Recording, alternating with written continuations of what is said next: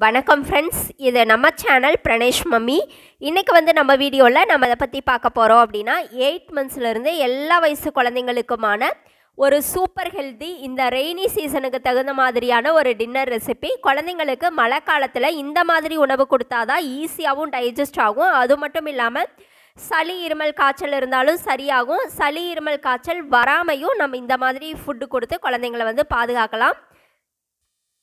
ஒரு கப்பு கொடுத்தீங்கனாலும் உடனே காலியாகும். ரொம்பவே டேஸ்டியான இந்த டின்னர் ரெசிபி எப்படி செய்கிறதுன்னு பார்க்குறதுக்கு முன்னாடி இப்போ தான் ஃபஸ்ட் டைம் நம்ம சேனல் பார்க்குறீங்க அப்படின்னா மறக்காமல் சப்ஸ்கிரைப் பண்ணிக்கோங்க. ப்ளஸ் இந்த வீடியோ பிடிச்சிருந்தா ஒரு லைக் கொடுத்துருங்க. அப்போ தான் அடுத்தடுத்த வீடியோ போட எனக்கும் இன்ட்ரெஸ்டிங்காக இருக்கும்.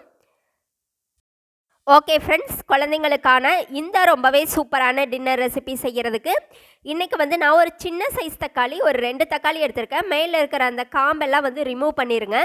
அதுக்கப்புறம் பார்த்தீங்க அப்படின்னா இது கூட ஒரு 1/4 ஸ்பூன் அளவுக்கு ஜீரகம் எடுத்துக்கோங்க. அதுக்கப்புறம் ஒரு 4-5 மிளகு நான் எடுத்திருக்கேன்.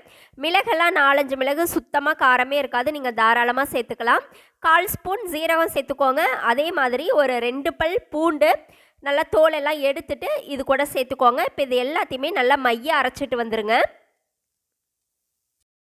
இப்போது ஸ்டவ்வில் ஒரு பேன் வச்சுக்கலாம். இதில் 1 ஸ்பூன் அளவுக்கு நெய் சேர்த்துக்கோங்க. நெய் நல்லா மெல்ட் ஆகி வந்த உடனே இதில் ஒரு 4 கடுகு போட்டு அதை நல்லா பொரிய விட்டுக்கலாம். கடுகு ரொம்ப கம்மியாக சேர்த்துக்கோங்க. இது நல்லா பொரிஞ்சு வந்த உடனே நம்ம அரைச்சி எடுத்து வச்சுருக்கோம் இல்லையா, அந்த தக்காளி பூண்டு ஜீரக மிளகு அதை சேர்த்துக்கோங்க. அது கூடவே தண்ணி மிக்சி ஜாரில் சேர்த்துட்டு நான் கொஞ்சம் அதிகமாகவே சேர்த்துக்கிறேன். தண்ணி கொஞ்சம் அதிகமாகவே வச்சுக்கோங்க இதுக்கு.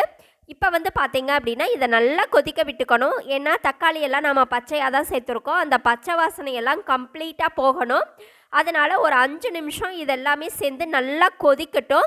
இப்போ இது கூட பார்த்தீங்க அப்படின்னா கொஞ்சமாக பெருங்காயத்தூள் சேர்த்துக்கலாம். அதே மாதிரி டேஸ்ட்டுக்காக இது கூட கொஞ்சமும் சால்ட்டும் சேர்த்துக்கலாம். நைட் டைமில் குழந்தைங்களுக்கு இந்த மழை காலத்தில் இது ஈஸியாகவும் டைஜஸ்ட் ஆகும். இதில் சேர்த்துருக்கிற மிளகு ஜீரகம் பூண்டெல்லாம் குழந்தைங்களுக்கு சளி இருமல் காய்ச்சல் இருந்தாலும் சரி பண்ணி கொடுக்கும்.